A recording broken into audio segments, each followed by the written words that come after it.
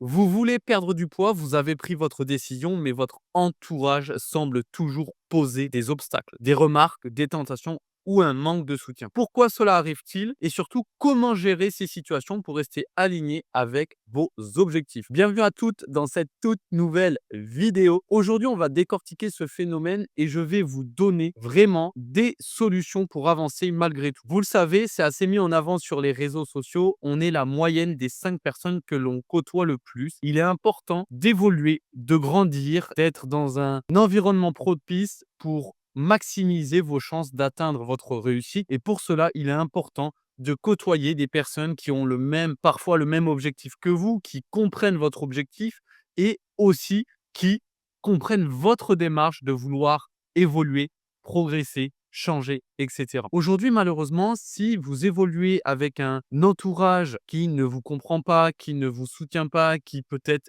même peut porter un jugement sur votre objectif, malheureusement, ça peut devenir un frein.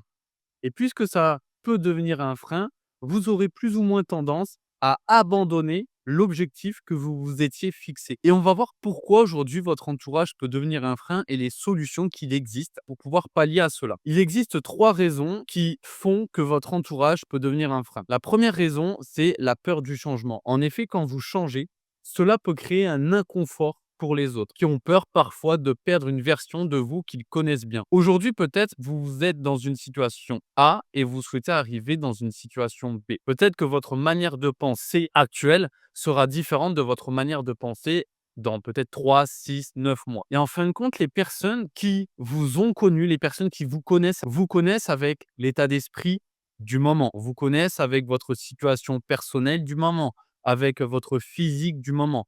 Et peut-être que ces personnes, justement, ont peur du changement que vous allez connaître, de l'évolution que vous allez connaître, de la progression que vous allez connaître. Et certaines personnes, pas toutes, ont peut-être peur de, entre guillemets, vous perdre et de perdre, on va dire, votre état d'esprit que vous aviez à l'instant T, ont peut-être peur de s'éloigner de vous, peut-être parce qu'elles ont peur que vous allez changer, etc. C'est vraiment la peur aujourd'hui, la raison principale qui fait que votre entourage aura plus ou moins tendance à vous dire: «OK, peut-être ne fais pas ci, ne fais pas ça, n'investis pas telle ou telle somme d'argent dans un accompagnement» ou peu importe. Vraiment, il y a vraiment différentes raisons. La raison numéro 2, c'est les projections personnelles. En effet, certaines personnes peuvent projeter leur propre insécurité ou frustration sur vous. Exemple: «Pourquoi tu fais ça? Tu n'en as pas besoin». Certaines personnes, en fin de compte, lorsque vous allez vous fixer un objectif, prenons l'exemple concret, un objectif de perte de poids. Certaines personnes, puisque personnellement, elles se sentent incapables d'atteindre un objectif de perte de poids, se sentent incapables de mettre en place des changements, se sentent incapables d'optimiser leur quotidien, peut-être de renoncer à certaines choses, peut-être de faire certains sacrifices, vont projeter, on va dire, leur insécurité, leur frustration sur vous, en vous disant: non, tu sais, moi, j'ai entendu dire peut-être que telle ou telle chose, bah, ça marche pas. Peut-être que, tu vois, ça reste trop cher par rapport à ça. Peut-être que, tu vois, en renonçant à telle ou telle chose, en faisant tel ou tel sacrifice, tu ne vas pas y arriver, ça va te contraindre, te priver et cetera.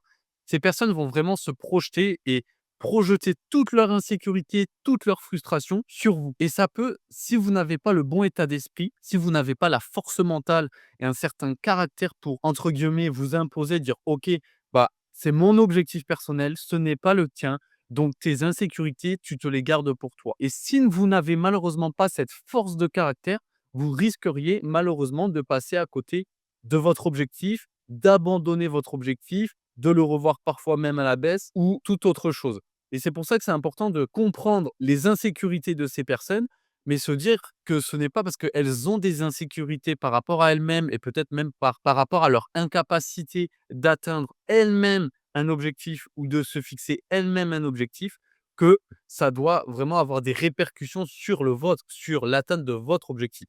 Si c'est un objectif qui vous est propre, qui vous est personnel, malheureusement ou heureusement plutôt, ce type de personnes, vous devez vous en écarter. La troisième raison, c'est les habitudes partagées. Votre perte de poids peut perturber des rituels communs comme partager des repas copieux ou des sorties au restaurant. Aujourd'hui, comme je l'ai dit dans d'autres vidéos, malheureusement, beaucoup de personnes, lorsqu'elles ont un objectif de perte de poids, auront plus ou moins tendance à changer drastiquement leur mode de vie. que ce soit renoncer à leur sortie entre amis, que ce soit renoncer à leur mode de vie, que ce soit renoncer à leurs aliments préférés, et cetera. Beaucoup de personnes vont vraiment se priver, se contraindre, se frustrer et se dire: «OK, puisque j'ai un objectif de perte de poids, je vais renier tout ce que j'aime, je vais renier tout entre guillemets, hein, toutes mes valeurs, tout ce qui me fait plaisir, que ce soit, les sorties entre amis et cetera». Et le problème, c'est que d'une part, vous personnellement, en raisonnant de cette manière-là, c'est sûr que vous ne pourrez pas tenir sur le long terme. Vous allez commencer à croire, par ailleurs, que ces personnes avaient raison de partager leur incertitude et avaient raison de vous mettre en garde quant au fait que, bah oui, au final, ce que vous êtes en train d'entreprendre, c'est contre nature puisque de base, imaginons, vous adoriez aller au restaurant, aller, avec des amis, voilà, faire des sorties, peu importe. Le problème, c'est que si vous, au final, procédez ainsi, vous allez leur donner raison. Vous allez leur donner raison parce qu'au départ, ils vous avaient dit: «Oui, mais tu sais, si tu perds du poids, ça veut dire que tu vas arrêter de sortir avec nous, ça veut dire que tu vas arrêter de te faire plaisir, d'aller au restaurant, de boire des verres en terrasse et cetera», et vous allez leur donner raison et c'est pas le but. Et pour ça, pour ne pas leur donner raison, après encore une fois, si vous avez un objectif personnel, le but ce n'est pas de prouver aux autres personnes que vous êtes capable de faire les choses. L'objectif, c'est de vous prouver à vous-même que vous êtes capable de faire les choses. Mais où est-ce que je veux en venir? C'est si réellement vous ne changez pas de paradigme, bah, ça va être compliqué. Le but, c'est réellement vous dire: «Je peux faire les choses sans me priver, sans me frustrer et continuer de profiter avec mes amis, continuer de profiter avec mes enfants, avec ma famille, continuer, de manger vraiment ce qui me donne envie». Oui, vous le savez, il y aura des ajustements et des optimisations à faire, mais ce n'est pas pour autant que vous devez renoncer à tout ce que vous aimez. Donc, quelles sont les 3 stratégies pour gérer l'impact de votre entourage? La première stratégie, encore une fois, c'est de communiquer vos intentions clairement. C'est-à-dire, expliquez à vos proches pourquoi cet objectif est important pour vous. Même si encore une fois, vous ne devez rien à personne, entre guillemets, vous faites les choses pour vous. Une personne qui réussit son objectif de perte de poids, déjà, et je l'ai assez dit dans d'autres vidéos, elle aura déterminé une raison profonde. Une raison qui lui tient à cœur, au plus profond d'elle, qui la poussera chaque matin à se lever, se dire: je sais pourquoi je fais les choses. Une personne vraiment qui raisonne comme ça, qui fait les choses pour elle-même, qui détermine une raison en profondeur, sera beaucoup plus à même à atteindre ton objectif et sera beaucoup plus à même à tenir sur la durée. Alors qu'une personne qui aura déterminé une raison en surface ou même qui aura fixé un objectif, non pas pour elle directement, mais pour les autres, que ce soit peut-être, oui, j'ai envie de plaire aux autres, même si elle se le cache à elle-même, peut-être que initialement, elle va se dire, OK, je veux perdre du poids pour moi, je veux perdre du poids pour me sentir bien, mais à l'intérieur, au plus profond d'elle, elle sait qu'elle veut perdre du poids pour plaire aux autres. Et le problème, c'est qu'en déterminant une raison comme ça, vous allez mettre en place des actions qui ne vont pas vous correspondre réellement, qui ne vont pas intrinsèquement correspondre à vos valeurs, mais ça va être des actions que vous allez implémenter pour au final plaire à d'autres personnes. Et c'est important réellement de vous poser, de faire ce travail d'introspection et de vous dire: «OK, pourquoi je fais les choses? Pour qui je fais les choses?» Et si réellement vous faites les choses pour vous, expliquez-le de manière, encore une fois, explicite, mais expliquez pourquoi vous faites les choses à votre entourage. Si c'est un entourage compréhensif, qui vous soutient, qui est aligné avec ce que vous mettez en place, alors oui, il n'y aura aucun problème. Mais une communication claire peut réduire les incompréhensions et obtenir au final leur soutien. Par exemple, je veux perdre du poids pour avoir plus d'énergie et être en meilleure santé, pas parce que je ne suis pas bien comme je suis. Chaque personne a ses raisons. Chaque personne veut perdre du poids pour diverses raisons et c'est ça que vous devez exprimer clairement. La deuxième stratégie, c'est de fixer vos limites avec bienveillance. C'est-à-dire, apprenez à dire non sans culpabiliser. Imaginez, vous avez déjà fait un repas plaisir le samedi, le dimanche et on vous propose le lundi. Expliquez si vous ne souhaitez réellement pas faire un autre repas plaisir le lundi, expliquez clairement les choses. Il est important, ce n'est pas parce que vous allez dire non que ça va vous empêcher ensuite d'atteindre votre objectif, que ça va vous empêcher de continuer, de voir vos amis, votre entourage et cetera. À partir du moment, encore une fois, où votre entourage vous comprend, vous soutient et cetera. Vous devez vous protéger de certaines influences ou habitudes puisqu'elles sont essentielles pour rester sur la bonne voie. Si aujourd'hui vous êtes dans un environnement où on vous propose tous les jours de ne pas faire du sport, de rester assis sur votre canapé, de manger tous les jours fast-food et que malheureusement, pour le moment, vous n'avez pas suffisamment la force, entre guillemets, hein, de résister ou une certaine force mentale et un certain caractère pour dire: «Non, j'ai un objectif de perte de poids». Peut-être que, aller au restaurant, ça peut attendre ce week-end. Le problème, c'est que vous allez évoluer dans un environnement non propice à l'atteinte de votre objectif puisque vous ne ferez plus du tout de sport ou pas du tout de sport et vous ne mangerez pas sainement. Vous savez, le but, ce n'est pas de renier ce que vous aimez, vos aliments préférés, et cetera. Non, c'est simplement apporter des optimisations, des ajustements dans vos habitudes alimentaires. Donc peut-être que vous pouvez dire: «Merci pour l'invitation, mais je préfère ne pas boire d'alcool ce soir, je me sens mieux quand je fais attention». Ça reste des exemples vraiment adaptés par rapport à votre propre situation. Ensuite, la troisième stratégie, c'est chercher du soutien ailleurs si nécessaire et c'est pour ça que moi, c'est également le but des vidéos, que je vous fais gratuitement avec énormément, énormément de valeur. C'est vraiment de vous montrer qu'il existe d'autres possibilités, d'autres alternatives et surtout d'autres personnes qui ont le même objectif que vous. Des personnes qui veulent atteindre un objectif de perte de poids, des personnes qui ont tout essayé, qui malheureusement aujourd'hui n'arrivent plus à perdre du poids, sont bloquées et veulent vraiment trouver une solution, pas magique, pas miracle, pas révolutionnaire, mais vraiment une solution qui s'adapte à leur mode de vie, à leur rythme, à leur, voilà, à leur vie professionnelle, sociale, amoureuse, et cetera. Et il existe ces personnes-là. Ce n'est pas parce qu'aujourd'hui, peut-être que vous êtes entouré de personnes qui n'ont pas le même objectif que vous, qui ne font pas attention à ce qu'elles mangent, qui ne pratiquent aucun sport, que ça veut dire que toutes les personnes sont comme ça. Cherchez des groupes, cherchez du soutien, faites en sorte de vous faire accompagner, peu importe. Vous devez faire en sorte d'évoluer dans un environnement propice à votre réussite. Et parfois, il suffit simplement d'investir sur soi, d'investir, d'être peut-être beaucoup plus avenante pour rencontrer d'autres personnes et de croire que oui, c'est réellement possible d'évoluer avec des personnes qui ont le même objectif que vous. Ça peut être important, comme je l'ai dit, d'avoir une communauté ou un coach, puisque ça peut réellement renforcer votre motivation et votre constance. Vous pouvez rejoindre des groupes en ligne, travailler avec un professionnel ou trouver un partenaire d'entraînement. Et j'y viens d'ailleurs, puisqu'on parle de communauté. D'habitude, je le dis en fin de vidéo, mais c'est parfaitement le moment. N'oubliez pas, si vous souhaitez rejoindre, le groupe WhatsApp, j'ai mis un groupe WhatsApp à disposition, c'est totalement gratuit. Vous trouverez d'autres femmes qui ont le même objectif que vous, des femmes qui sont réellement motivées, déterminées, engagées, qui veulent réellement changer les choses et réellement débloquer leur perte de poids parce que la plupart, elles ont tout essayé, elles pensent faire tout bien, mais malheureusement leur métabolisme est très souvent au ralenti, parfois même bloqué et elles veulent trouver des solutions, elles veulent évoluer au sein d'une communauté bienveillante avec un objectif commun.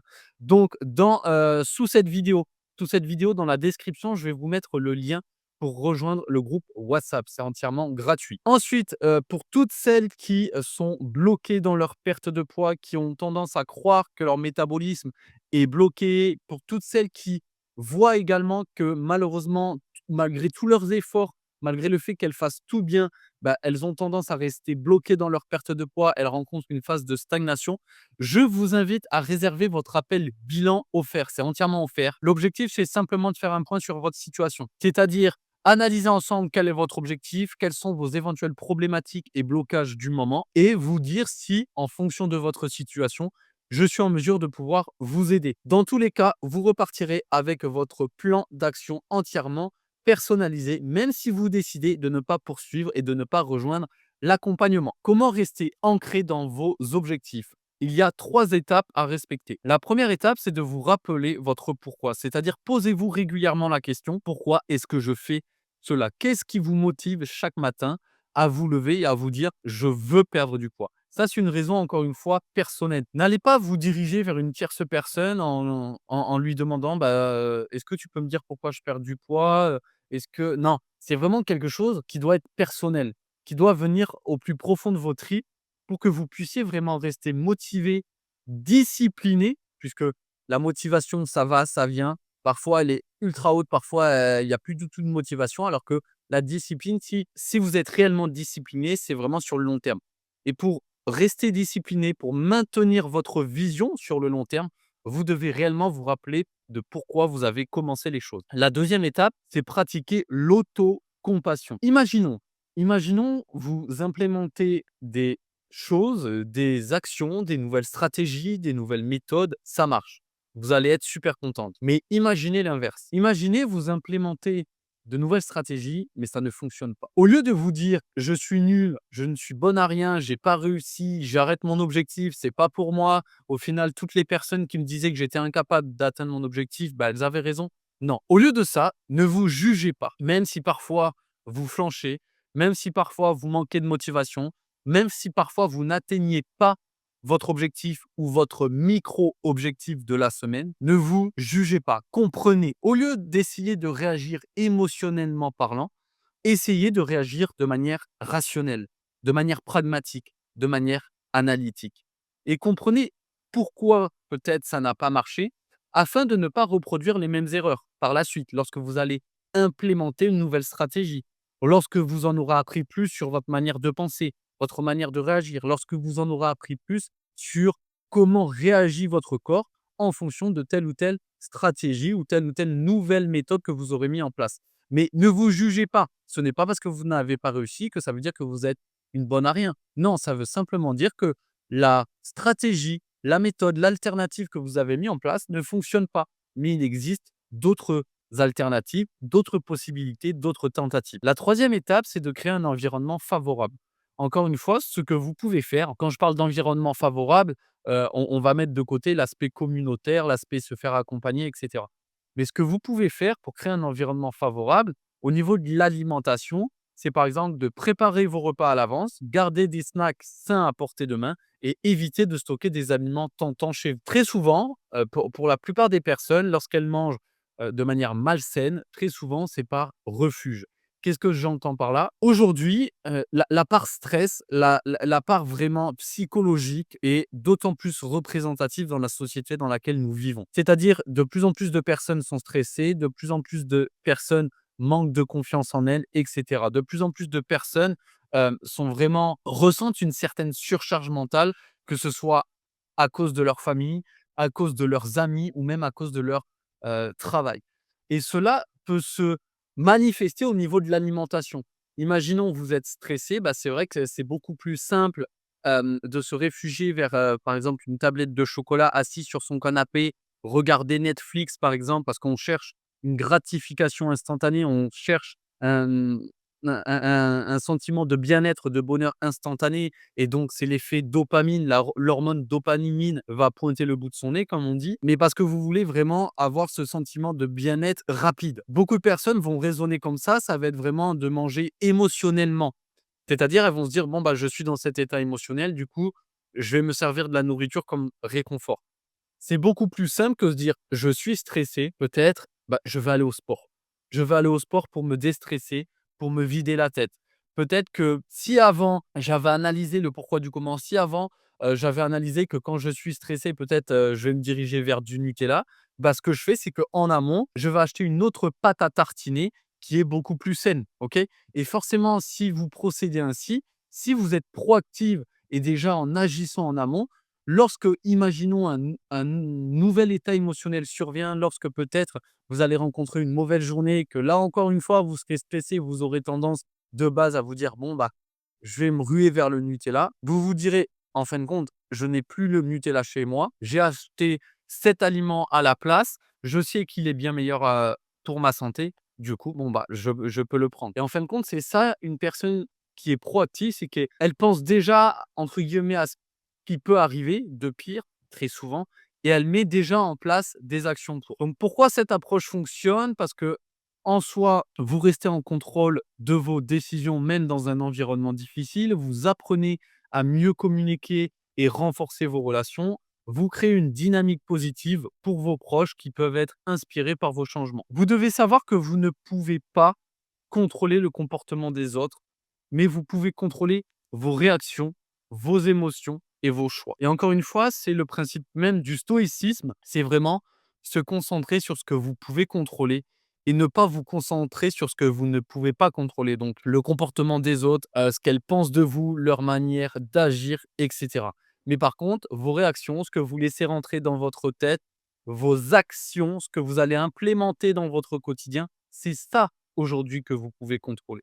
Et c'est important de réussir à faire la distinction, mais pour ça, vous devez réellement comprendre que vous devez faire un travail en amont. Quels sont les résultats que vous pouvez attendre? Ils sont multiples. D'abord, ça va être une meilleure confiance en vous en voyant que vous êtes capable d'avancer malgré les obstacles, une relation plus saine avec votre entourage basée sur la compréhension mutuelle, des résultats durables grâce à une constance renforcée. Et surtout, lorsque vous allez apprendre à gérer les influences extérieures, vous allez devenir beaucoup plus résiliente et capable de maintenir vos efforts à long terme. Vous allez développer une certaine force mentale, une certaine force de résilience.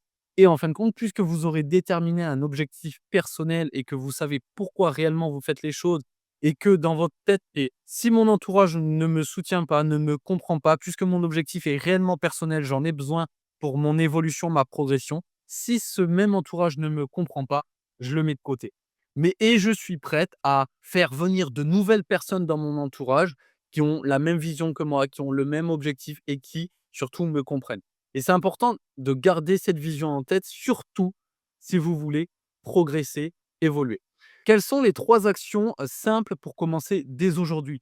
Ce que je vous donne, c'est vraiment de la pure valeur puisque là, aujourd'hui, certes, tu es un peu plus axé sur le développement personnel, l'aspect psychologique et cetera. Vous le savez, je mise beaucoup, mon approche sur la connaissance de soi, la connaissance de son corps, savoir se poser les bonnes questions. Parce que la perte de poids aujourd'hui, c'est pas simplement, agir sur l'alimentation et le sport. Tout le monde sait faire une recherche Google, comment mieux manger, comment perdre du poids, comment faire plus de sport. Mais c'est pas pour autant que toutes les personnes arrivent à perdre du poids de façon durable et jusqu'à la fin de leur vie. C'est pour ça que beaucoup de personnes, aujourd'hui, lorsqu'elles viennent me voir, elles me disent: «Alan, j'ai l'impression, de faire tout bien, mais malheureusement, je suis bloqué, j'arrive plus à perdre du poids, je sais plus quoi faire».